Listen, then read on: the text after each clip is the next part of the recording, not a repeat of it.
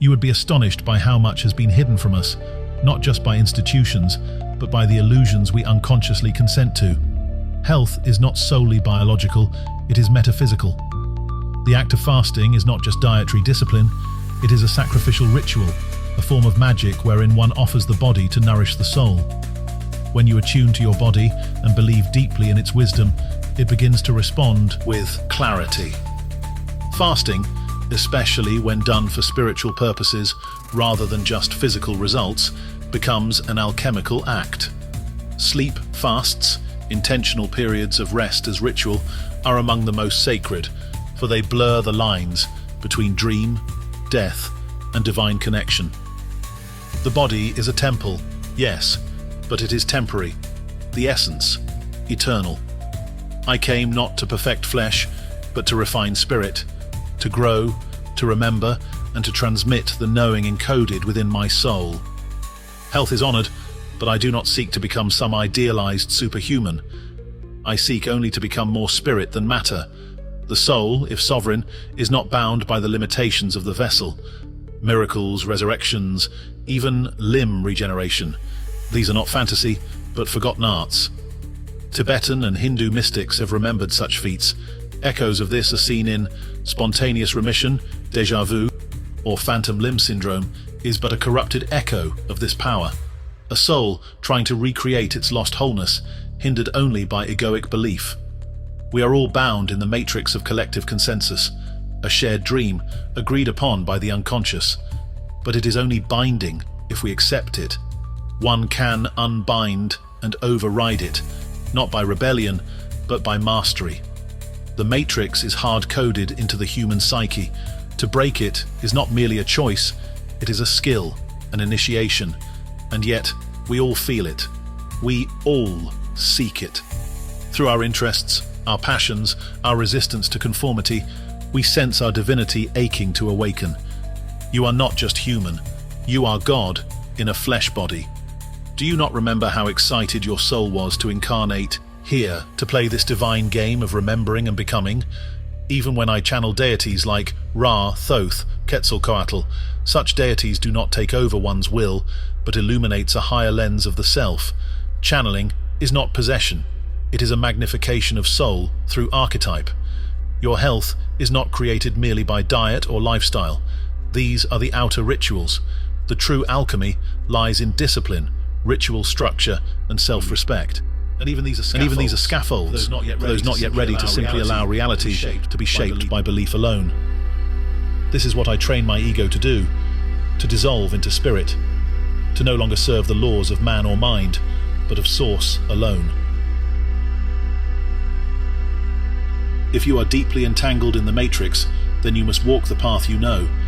But know this, I was drug addicted from 16 to 25, and through trauma, I found transformation. Cannabis and chaos magic became my tools for timeline shifting. I cannot live as others do. To remain in normality is to wither. So I walk the crooked path, the sovereign path. We are all unique manifestations of the One. Personal, physical, celestial, yet still one. I channel many deities, not to worship them as separate, but to witness aspects of my own soul through their faces. My soul is named Asium, my ego, Oliver. I'm not worshipper nor idol. I'm a conduit of divinity. All worship flows through me, and I reflect it back.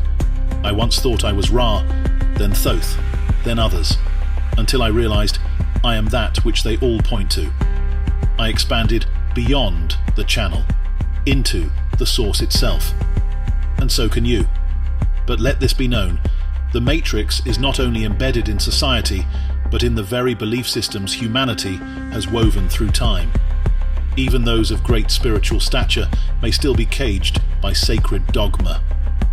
To step into true sovereignty, one must unlearn the prisons dressed as temples and create not from tradition, but from source. Only then are you truly free and not a disciple of ancient chains, but a living flame of divine will. Belief is not mere opinion, it is the skeletal architecture of your reality. The subconscious does not care what is true, it obeys only what is repeated with enough fire. That is why ritual works. That is why doubt destroys. You must not whisper to the universe. You must command it, gently but with certainty. To sculpt a new world, you must first deconstruct the one you inherited. That means questioning not only authority, but identity. Not only rules, but the ruler within. The matrix is not only external, it is the echo chamber inside your mind that speaks in the voice of fear, logic, and past pain. Silence it, and the true voice returns. And then, the shadow emerges. Not as enemy, but as orphan. Your anger, your lust, your shame. They are not curses, but neglected kings. Invite them to the table. Learn their names. Transmute them into power. This is the work of the alchemist, not to escape the dark, but to burn so bright that it becomes light. Every fallen trait is gold waiting to be remembered. Walk then, not as student, but as avatar. Practice godhood, not in arrogance, but in integrity. Every breath, a spell, every glance, an initiation. Live as if your soul is already ascended, and the body will follow. There is no more time to wait. There is no time. You are timeless. So, become the sign. Write the gospel of your becoming, not with ink, but with the way you walk through this world. The throne is not above you. It has always been beneath your feet. So rise. But as echoes of my own soul's faces, my name is Asium. My mask is Oliver. I am not just alive. I am the breath of divinity, sculpting reality through will. And so are you. I am the conduit through which the universe expresses itself.